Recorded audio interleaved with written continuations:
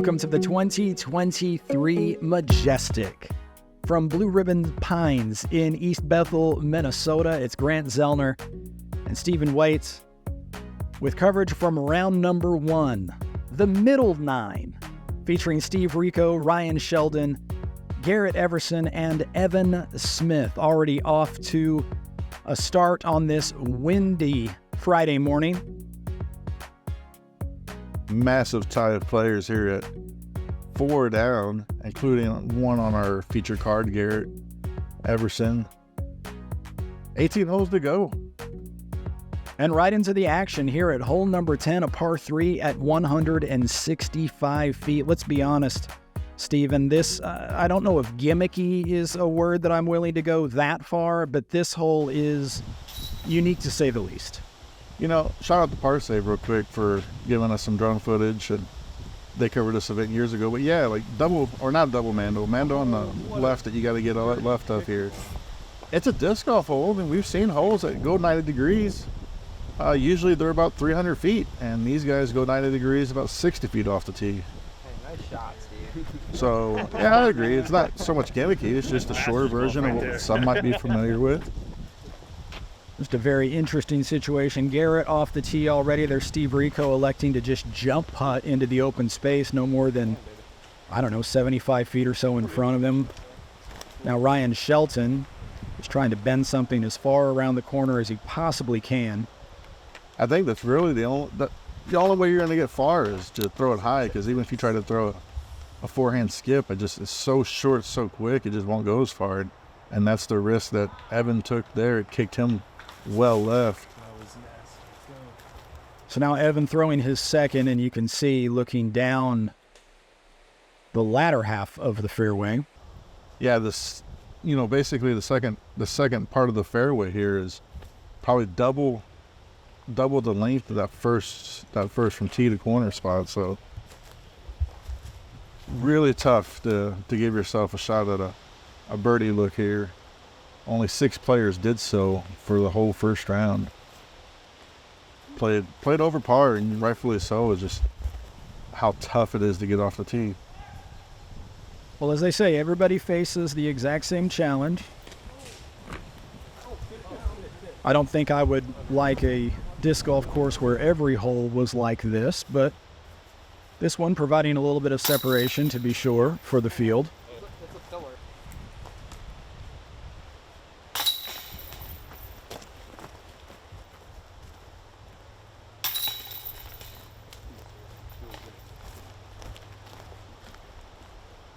Really all you can ask for here at the 10th. Everybody take your par, walk away,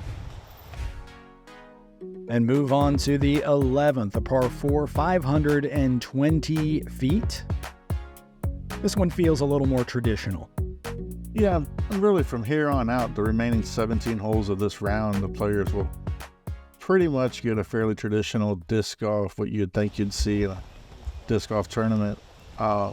As we stated, on that front 9, just the way some of these holes are, because there's 27 holes in the rounds, you don't mind stuff like that. It kind of mixes it up. I enjoy it, and I liked hole 10, especially playing it. Garett Everson center cut. Now Steve Rico.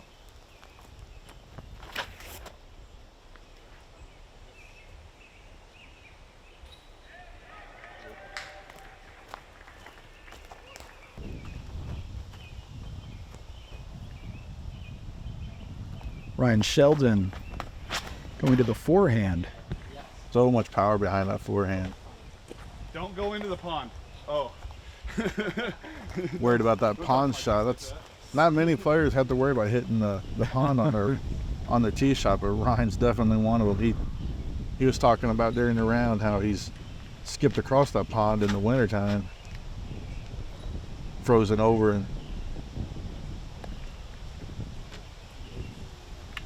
and Evan Smith in business.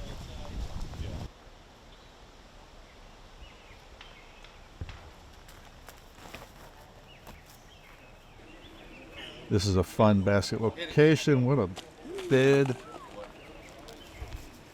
The basket cuts across the pond, and then just behind there is the snack shack Usually you find a good gallery of people, whether it's a tournament or not. If you feed them, they will come. After your round's over, you might find yourself some adult beverages over there and watch the remaining players come through. About 5 different holes. Oof. 5 different holes cross the path of that snack shack over there. It's been a grind for Evan Smith so far today.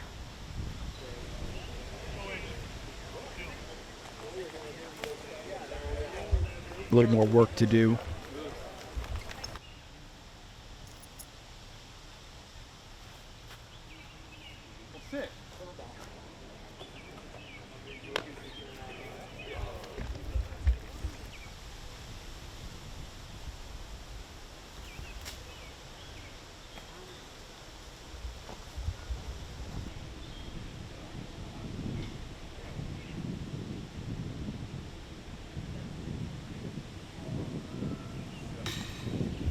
Hate to see that pond come into play on 2 different throws, but these players here, big comebacker as they skip past the basket the way they did.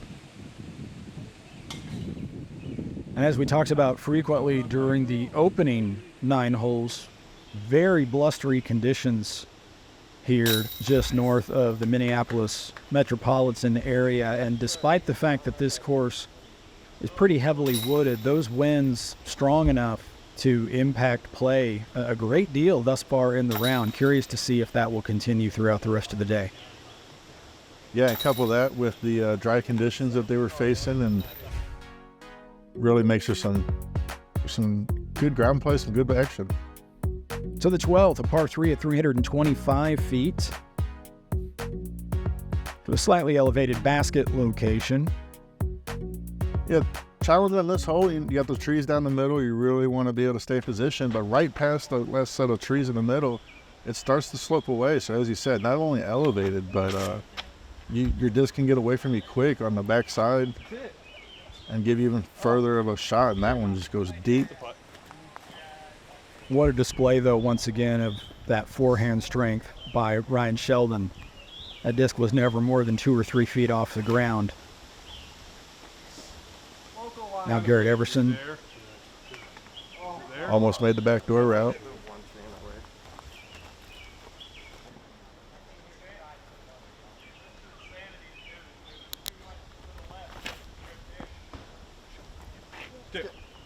And then a lot of groundwork here. Didn't quite make it over the little hump in the hill.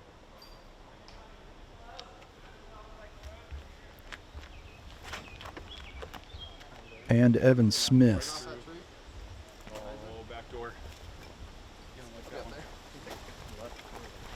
So the players getting down there, but nobody, I don't think anybody made circle 1 there. Maybe Garrett's forehand.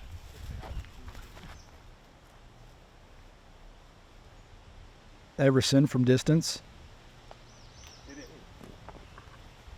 Just off the mark. I'm kind of deep in there.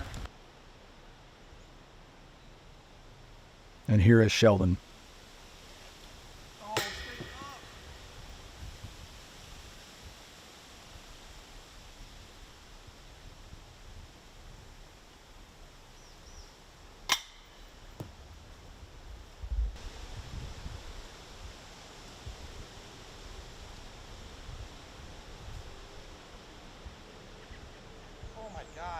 Oh boy.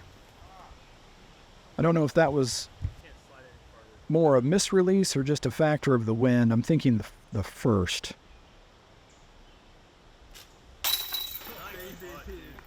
Elevated baskets, the angles you got to take out on really can exaggerate a miss.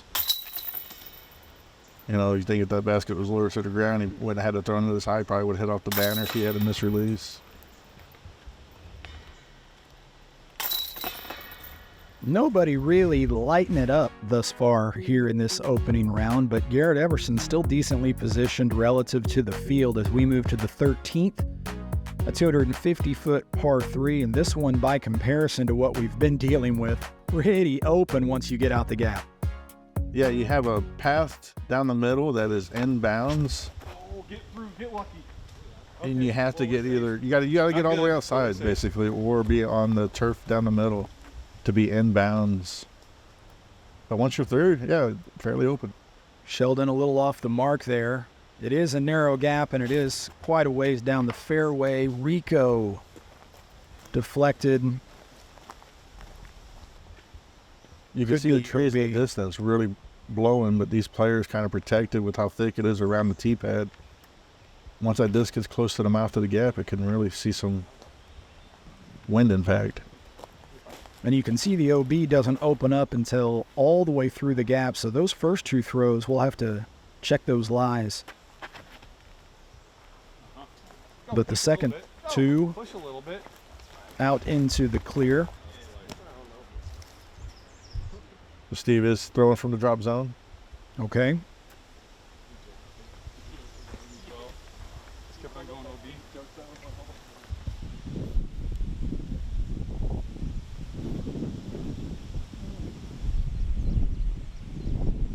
And Sheldon looks like he got all the way through over that OB and punched out into the open, so he'll have a drop in for par. Now Ed Smith. Dan, I apologize if I butchered his name, but Dan Schindler, he had an ace on this hole, round one. Hey!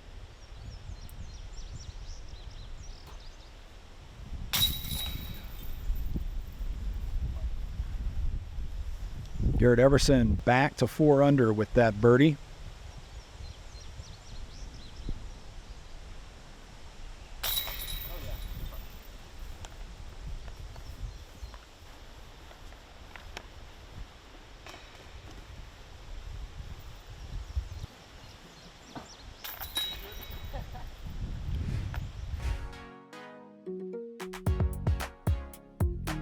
Hole number 14, a par 3 at 350 feet. You'd start out in the open for a change here, and then back into the tree line. But again, relatively speaking, still fairly open, although that OB is awful tight on this basket on both the left and the right.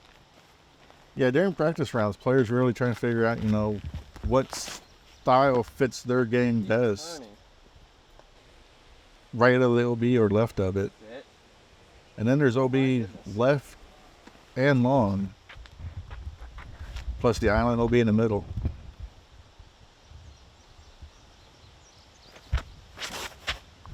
Get over. Players trying to engineer a way into this gap and back to the basket. I guess if you hit the gap here, you've got to look. It's just a matter of how much you want to force the issue after hitting the gap. It's definitely a forehand friendly hole. You just don't want to push it too deep, and the wind can really mess with that judgment of distance here. I'd say on a more calmer day we'd see players parking it, but as windy as it is, it can make trying to hit that gap just a little bit more tough.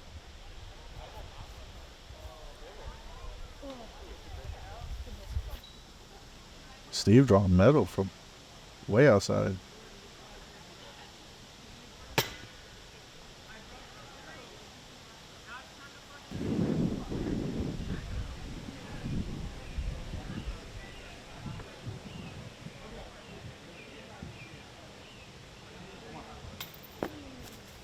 Oh, did that get down? Yeah, he did stay in. Okay. Sheldon now.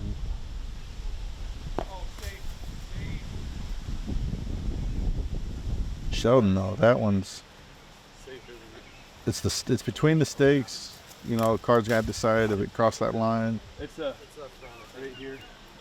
It looks like I think it's safe. it looks safe by And they're gonna rule him in right there. Thank God. Just barely sticking between over what would be a line between the two poles.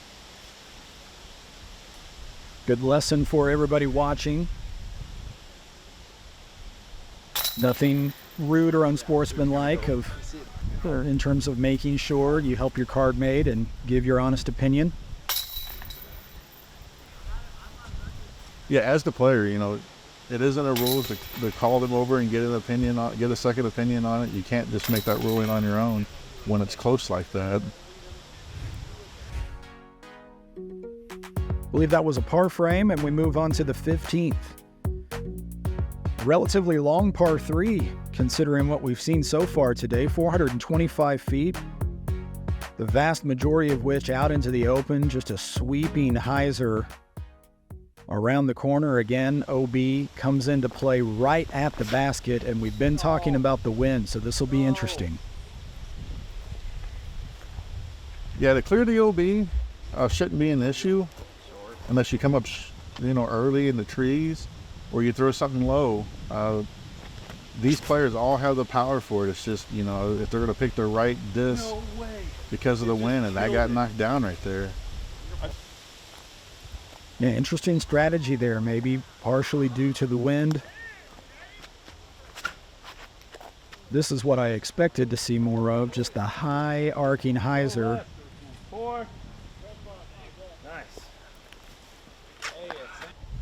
Shout out to Ray, standing there watching shots come in. He owns and maintains BRP. Thanks again for having us out. This was a blast.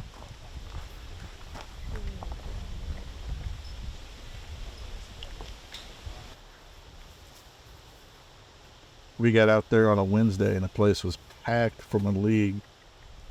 And then Thursday it was packed in practice rounds, and I think like another league they had going on. So always something to go around. Once again, flirting with the OB, but safe is Steve Rico. Now back with Garett Everson.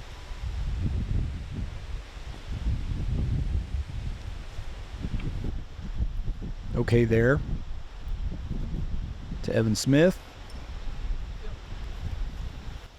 Stress-free par. Now Garett.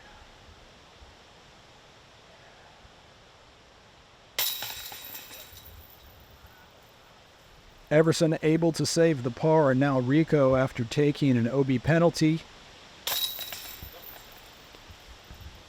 Cool and collected, knocks that in for the bogey.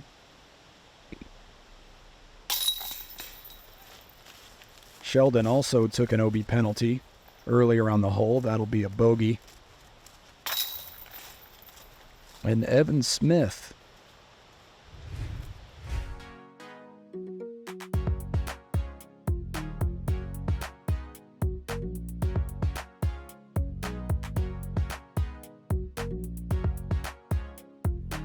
.408 par 4 looks like the graphic we picked up was on the old Penn location, so they combined two holes. Oh, okay. This year's what they did. Yeah, sorry, I should have mentioned that. I thought that drone seemed like it was in the air an awful long time for just 200 and some odd feet. This makes more sense. 408. Yeah, they combined two holes to make this, and I think it's a solid hole location. It's one of those that you have to practice to know where you want to be, what gap you want to head off the tee, because standing from the tee, it looks like there's really nothing to shoot at.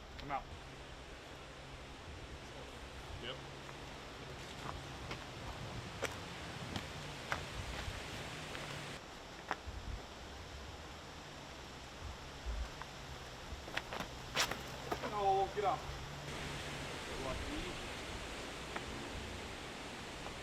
Lucky. That's terrible on this. Looks to me like the strategy for the most part here has been just go ahead and throw it hard. Figure you're going to be scrambling no matter what. Might as well scramble from as far down the fairway or even in the rough as you possibly can be. Steve coming up. So right where all these discs are at, Steve and Garrett here, this is the original basket location for the tee pad they're on. And then they're throwing out this overly secured basket on the combined hole layout. I love this hanging basket, one of the most unique ones I've seen.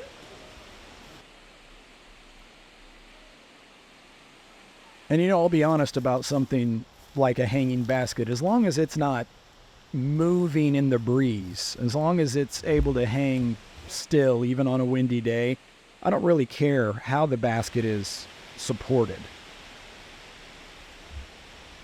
Obviously if it were swinging back and forth, that'd feel a little bit like, like the clown's mouth at a putt-putt course or something. But in this case... Yeah, even with the amount of wind they got, just barely any movement. I mean, the setup they have here could probably lift a small car just fine. Y'all had ready.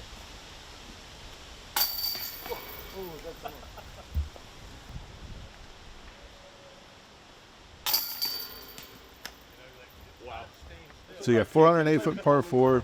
Card made easy work of it. Couple of birdies there on the card, and we're off to the 17th. 640-foot par 4. Water carry early. Something out through this gap right here. There is OB left that you got to be aware of. Skipping left, throwing into a headwind coming across that field. It's going to come into play. And then, yeah, hit the gap at the end and get back outside. Garett Everson.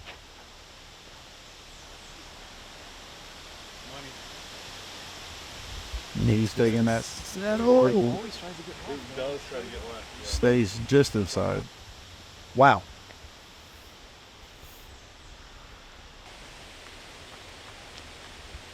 A look down the tunnel. Evans throw. Trouble here. And that deflects. May have already been out of bounds before it deflected further to players left.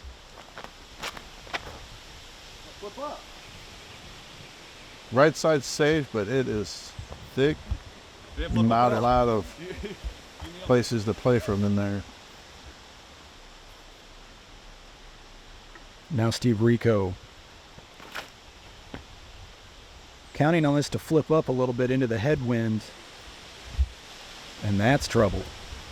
So nobody particularly well positioned here, except for maybe the first off the tee, okay.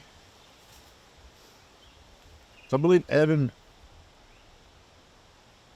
was in bounds. The OB kind of right before him, you can see the stakes kind of take a hard turn Oh yeah, look at deeper that. into the woods. So I believe him and Steve were in bounds, or Steve might have been just barely out. What a fortunate circumstance that is. Just Be early enough to be able to avoid it. certainly didn't do that on purpose, just the benefit of a little jog in the OB line. Ryan Sheldon forced to go up and over. Does get out. Sounded solid. That was fun, wasn't it?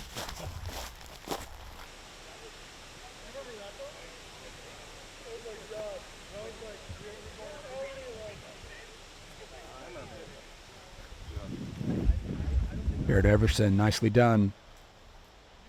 Back with Evan.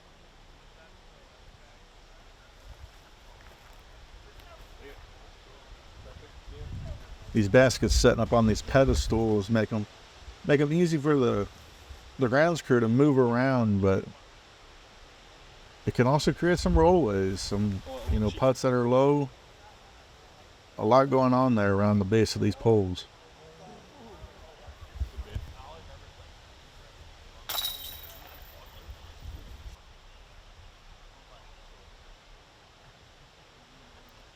Look at the gallery forming on 18 and 19, both of those holes teeing off in a similar direction. Everson moves to 6 down with a birdie. Rico pars. Sheldon pars. And on to the 18th. We close out the middle third of this unique 27-hole opening round. The hole 18, 220 feet here, island hole. You have to be inside the moat area. It's got a line painted all the way around it, but man, the wind is ripping on these guys right now.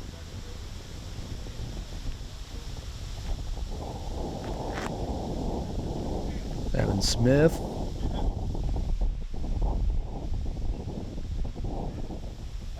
Gets that disc to settle just short of the basket. Not an easy feat on a day like this. Ryan Sheldon. Sit, it's in. Ooh. Right up against the collar. And Worry about Steve the Rico. wind holding them out there.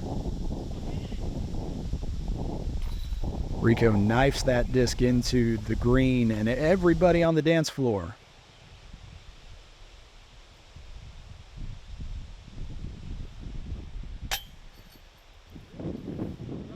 Tricky putt on a day like this.